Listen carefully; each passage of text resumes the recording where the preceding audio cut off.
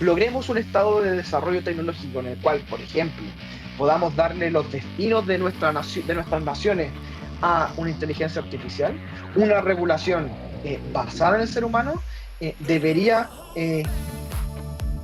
asegurar que siempre, en todo caso, decisiones relevantes sean tomadas por seres humanos.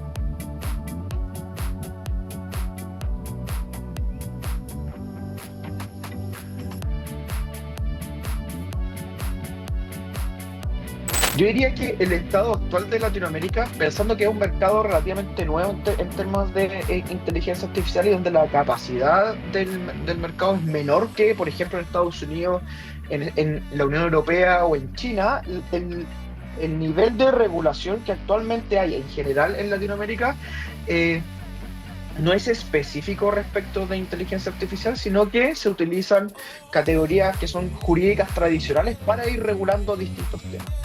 Lo que ha pasado en los últimos 3, 4 años es que, como bien tú decías, Jeffrey, en la Unión Europea se dicta el reglamento que regula la inteligencia artificial y eso genera lo que en la literatura se le llama el efecto Bruselas, que es básicamente que países como los latinoamericanos, Colombia, Chile, Argentina, Uruguay, empiezan a ver esta nueva regulación europea como un modelo a seguir en las regulaciones internas. Y en ese sentido, por ejemplo, en el caso colombiano, donde ya tienen la Política Nacional de Inteligencia Artificial y tienen distintos proyectos de ley de inteligencia artificial, vemos un interés del legislador en comenzar a dar cuenta de esta nueva tecnología. En el caso chileno, por ejemplo, actualmente estamos discutiendo una legislación general de regulación de inteligencia artificial basada básicamente en el reglamento europeo, que también es como Colombia ha adoptado la discusión. Y entonces la forma en que podemos entender la visión latinoamericana respecto de inteligencia artificial es básicamente entender que estamos bajo el efecto que yo te mencionaba, este efecto Bruselas, donde los países comienzan a mirar a la regulación europea para poder implementar regulaciones internas.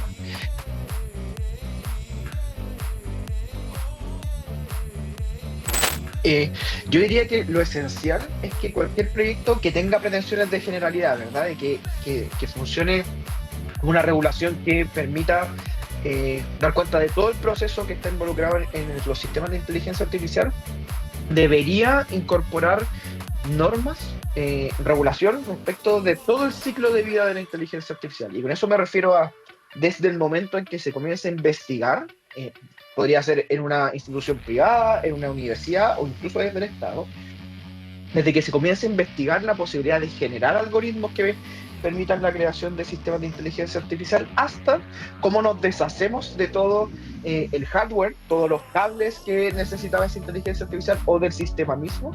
Y entonces tenemos un ciclo de vida de la inteligencia artificial que debe contemplar ciertas cuestiones básicas. Cuando vamos al comienzo de la inteligencia artificial, tenemos, por ejemplo, necesidad de regular cómo vamos a obtener los datos para entrenar la inteligencia artificial, de qué manera vamos a gobernar esos datos, van a ser privados, van a ser públicos, vamos a permitir que terceros revisen las bases de datos que se están utilizando para entrenar.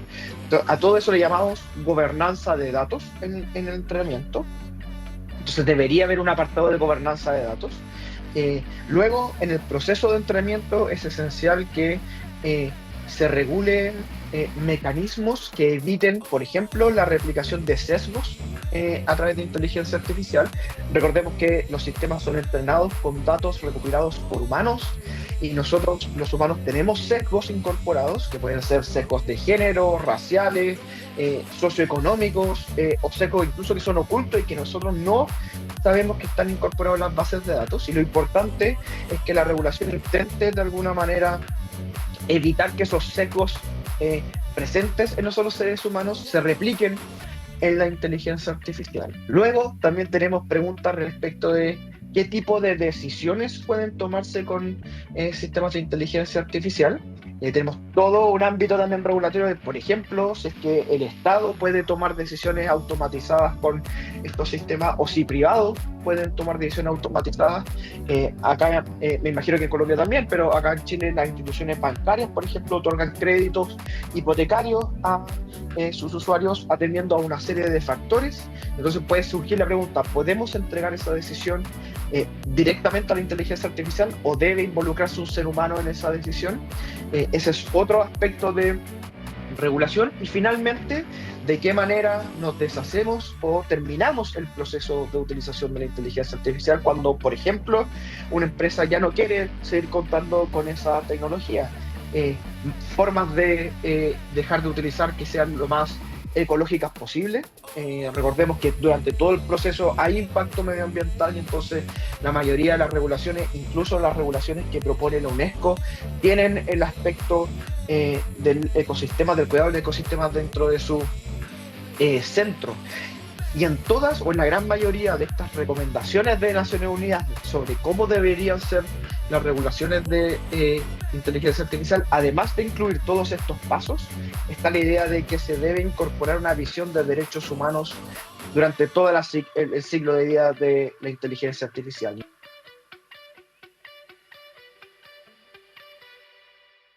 La pregunta es muy interesante porque nosotros podríamos hacer una distinción entre distintos tipos de datos.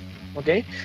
Yo entiendo que la pregunta está dirigida a datos personales, que es básicamente todos aquellos datos que permitirían identificar a una persona natural. ¿Okay? Por ejemplo, datos biométricos. Esta entrevista está siendo grabada y hay un video, y ese video está captando datos biométricos míos. Entonces podría identificarme, ¿cierto? Si es que llega una inteligencia artificial o un tercero y ve este video y ve que está mi nombre junto a mi fotografía o a mi video, puede hacer el match y decir, bueno, él es el territorio de una persona natural. Esos datos son datos personales, como una clarificación previa. Junto a esos datos, que como tú bien dices, Jeffrey, ya están siendo o ya fueron utilizados por algunas plataformas para entrenar inteligencia artificial, hay otros tipos de datos que nosotros encontramos, por ejemplo, en nuestras creaciones. Si nosotros subimos fotografías a estas plataformas, esa es una creación que está protegida por derechos de autor y también va a poder ser utilizada si es que no tenemos buenas regulaciones. O pensemos también en, por ejemplo, en la industria de la construcción, que pueden tener secretos industriales o datos que son comerciales que también podrían ser utilizados para entrar. Entonces podemos encontrar distintos tipos de datos. Como bien entiendo, la pregunta va por el lado de datos personales, ¿verdad? ¿Cómo resguardamos a los ciudadanos para que estas tecnologías no afecten nuestros derechos fundamentales? En particular, nosotros lo llamamos el derecho de autodeterminación informativa. ¿Cómo se ha hecho? En general, y este es el modelo que ha seguido la Unión Europea y que se ha empezado a traer hacia Latinoamérica, es que comienzan a operar sistemas jurídicos, regímenes jurídicos distintos. Por un lado tenemos la protección de datos personales mediante leyes de protección de datos personales, ¿ok? Famoso es el caso del GDPR europeo, el Reglamento de Protección de Datos Personales. En Colombia también ustedes tienen una ley de protección de datos personales y en Chile se acaba de aprobar una nueva ley de protección de datos personales. En esas leyes de protección de datos personales, por regla general, la forma en que terceros, distintos del titular de los datos, puede usar datos ajenos es mediante el consentimiento. Es decir, si es que Meta, Instagram, Facebook, OpenAI, etcétera, quiere utilizar mis datos para entrenar su inteligencia artificial, requiere que yo haya consentido previamente para esos efectos. ¿Okay? Y eso en general. Todos los ciudadanos debemos consentir respecto del uso de nuestros datos personales.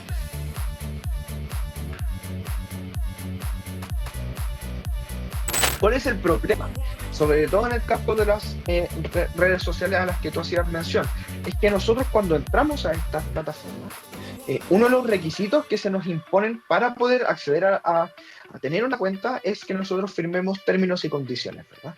Y dentro de esos términos y condiciones están todas las, como dice su nombre, todas las condiciones que nosotros aceptamos al momento de entrar. Y dentro de esas condiciones, por regla general, está que nosotros consentimos en el uso de determinada información que nosotros otorgamos.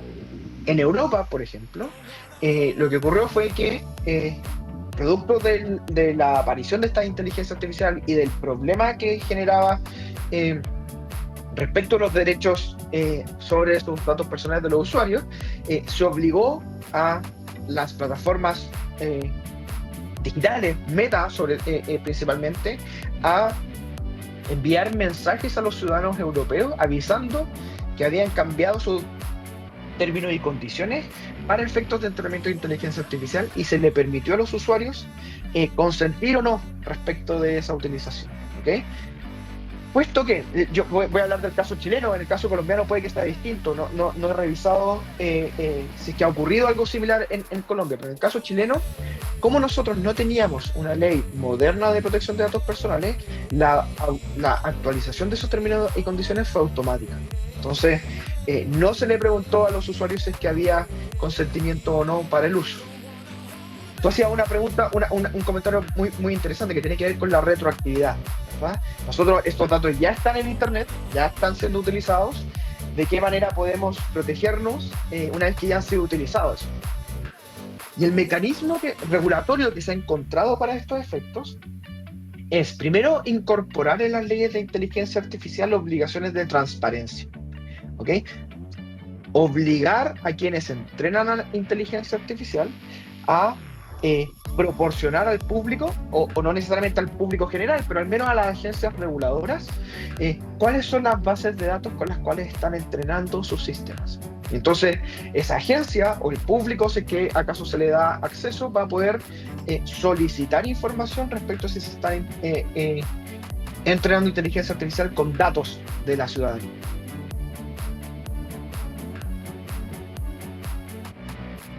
Como bien dice Jeffrey, no hay una opinión unánime en este momento respecto de si es que acaso hay infracción a derechos de autor con el entrenamiento de sistemas de inteligencia artificial. Tenemos en general tres modelos, podríamos decir.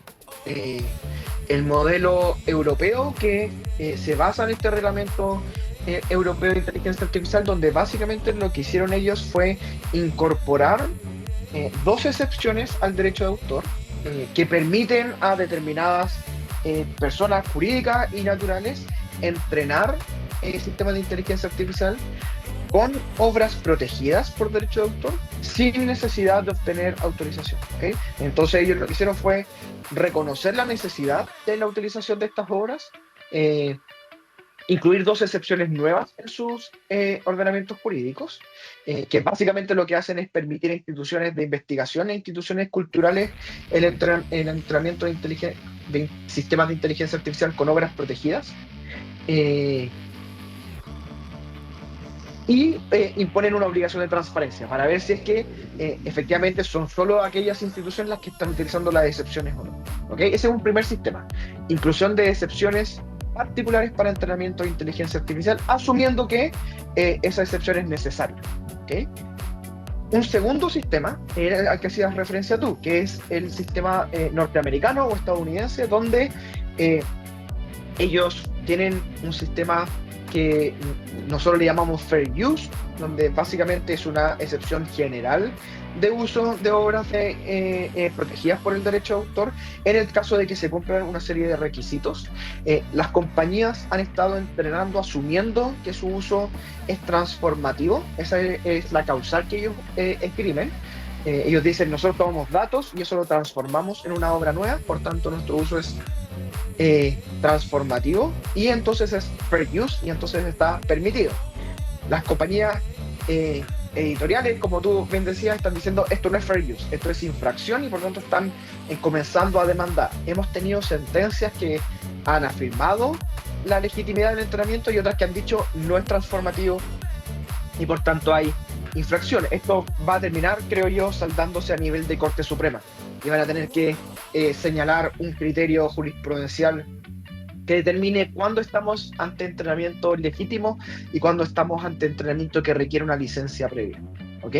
Y tenemos sistemas que han decidido liberar el entrenamiento y decir, no hay infracción alguna en el entrenamiento de inteligencia artificial utilizando obras protegidas mediante derechos de autor, y por tanto usen sin problema ese tipo de obras. China es el caso paradigmático de ese modo.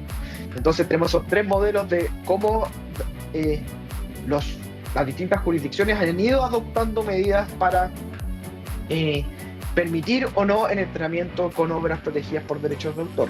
Yo diría que las jurisdicciones latinoamericanas, como miramos hacia Europa, vamos a terminar adoptando mecanismos similares al europeo, es decir, incluir algún tipo de excepción al derecho de autor explícita para permitir el entrenamiento.